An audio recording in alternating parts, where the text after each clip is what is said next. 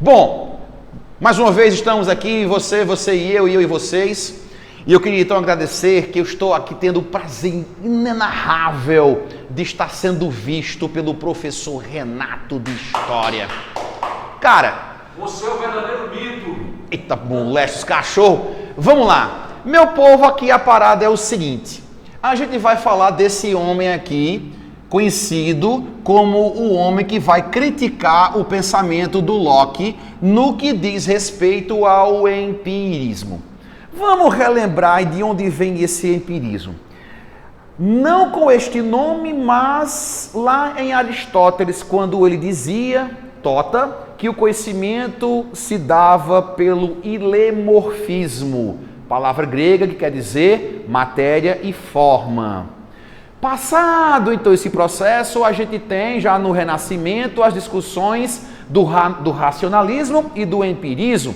O racionalismo pautado na linha do Platão, onde os números existem desde sempre, inatismo como se fosse o Platão, e o empirismo, oriundo das pesquisas filosóficas do Francis Bacon, onde ele dizia que para fazer ciência, deveríamos então fazer observações e seus métodos experimentais, laboratório.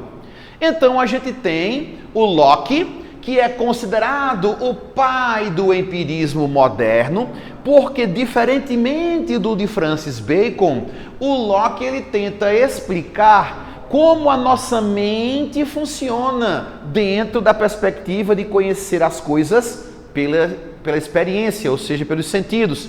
Lá em Bacon não. Lá em Bacon o conhecimento ele vai se dar a partir do momento em que o homem vai fazer observações, anotações para gerar conhecimento específico, que é o conceito de ciência que a gente tem até hoje. Então percebeu a diferença, né?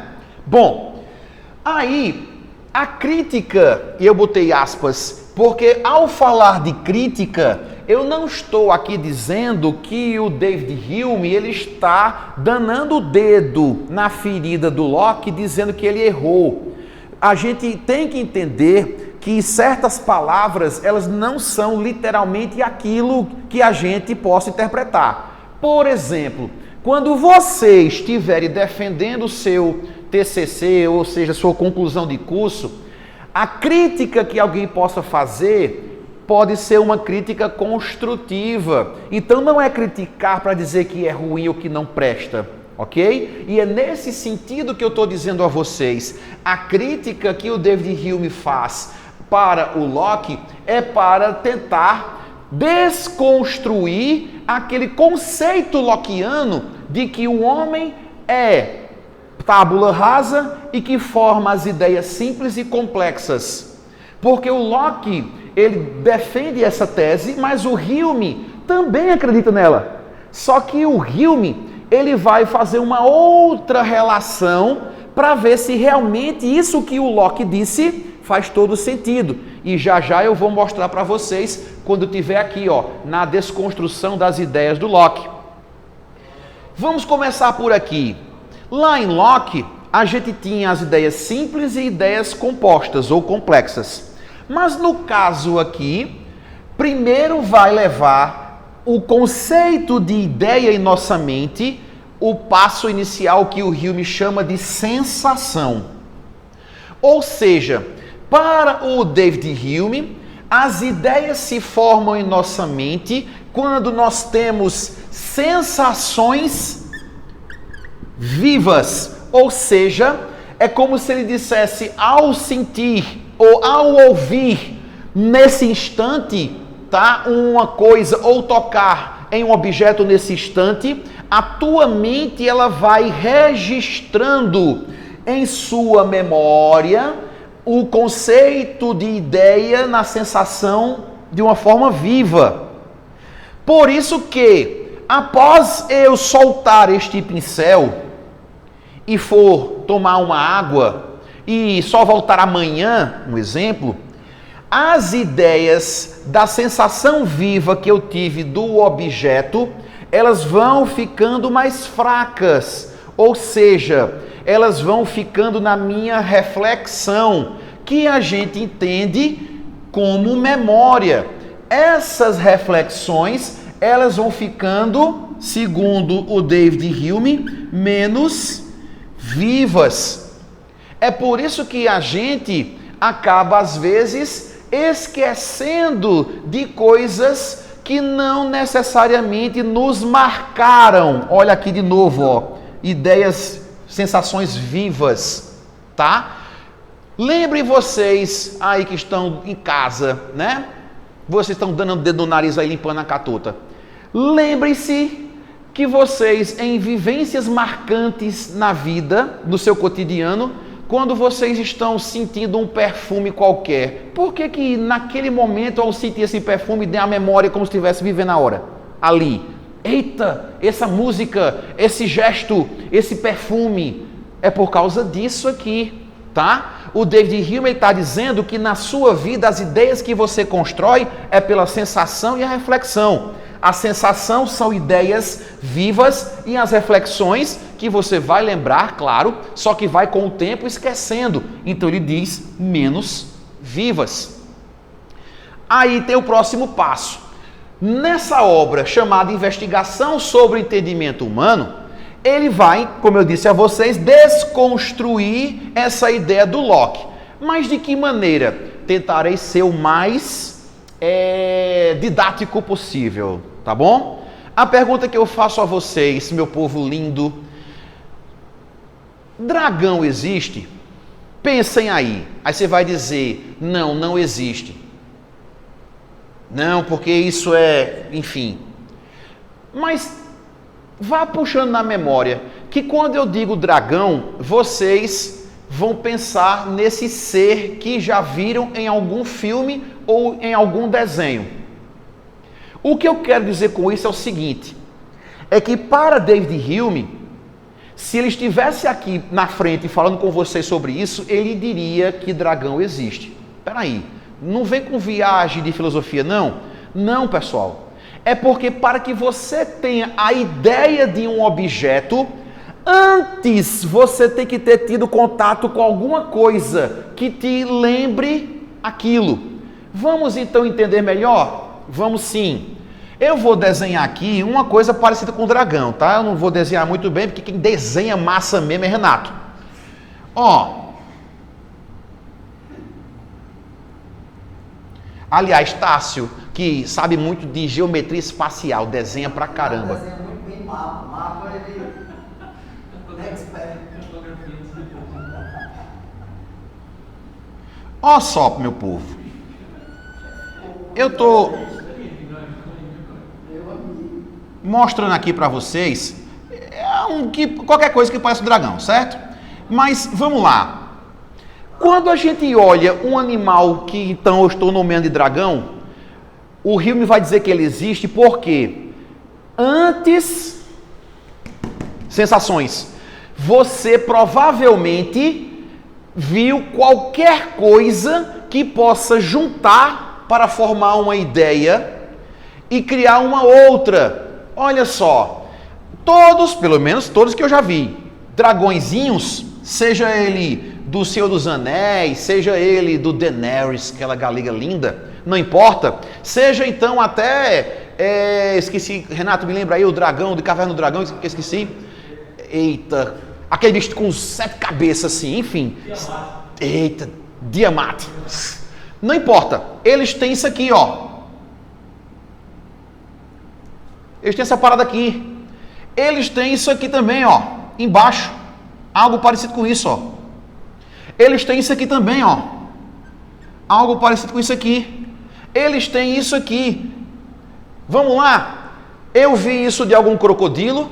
Eu vi essas escamas de algum lagarto. Eu vi então essa parte de baixo de algum tipo de réptil. Ou eu vi essas asas de algum tipo de morcego. 4 coisas que a priori, antes eu tenha tido a sensação, eu vi, formei a ideia, para construir outra, usando uma reflexão, tá?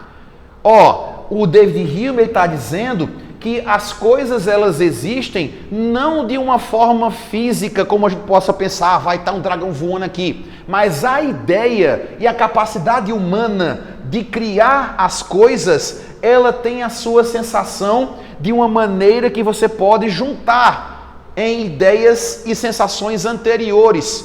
É por isso que ele, ao fazer isso, ele está constatando que o Locke realmente tem razão na filosofia dele ao dizer que as ideias são simples, depois ideias compostas. Olha aqui uma ideia composta ou complexa de um animal. Se eu apagar isso aqui, já estou apagando.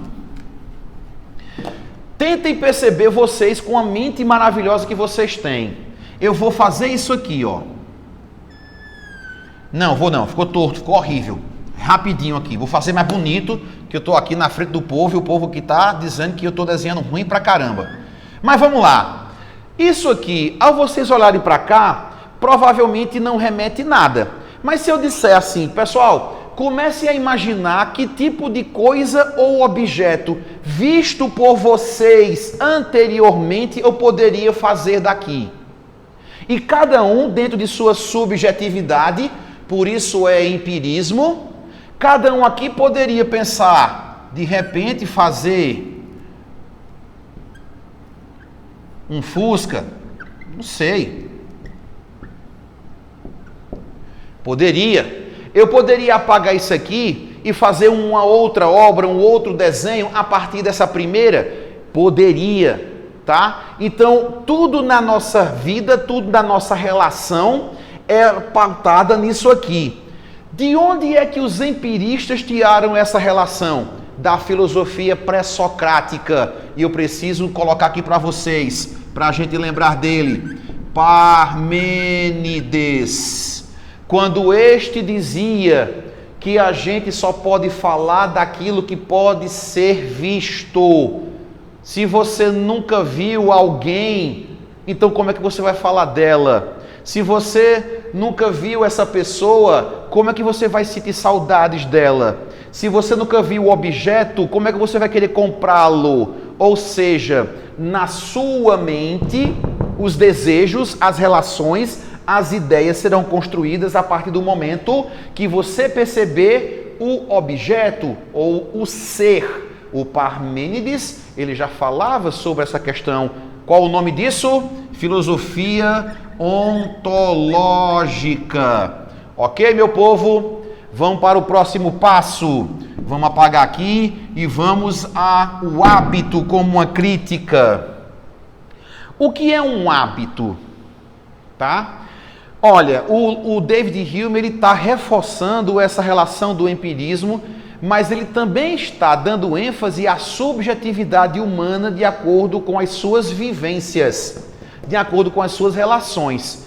Ele está dizendo, na crítica do hábito, é que as pessoas acreditam muito naquela questão onde um efeito ou uma situação, ao se repetir, as pessoas traduzem isso como se fosse algo verdadeiro. Como assim? Vamos então a um exemplo aqui. Se de repente essa sala que eu estou, que vocês conhecem muito bem, tivesse elas janelas e essa sala fosse a 5 metros a mais ou 3 andares, por exemplo, dependendo da hora, eu começaria a fazer inferências. Esse povo de matemática sabe o que é isso. Ou seja, eu, enquanto indivíduo subjetivo, faria relações de tempo e espaço. Eita, peraí, não confunde não. Não tô, vá me ouvindo bem devagarinho. Como assim? Tempo e espaço. Vamos lá. São 4:30 da tarde, eu cheguei então para dar essa aula para vocês. Essa sala aqui, ela está posicionada 4 andares acima, tem uma janela aberta e eu digo o seguinte, essa sala ela ainda está quente, provavelmente o sol acabou de se pôr. O que é que eu estou fazendo? A minha mente está fazendo uma relação de tempo e espaço.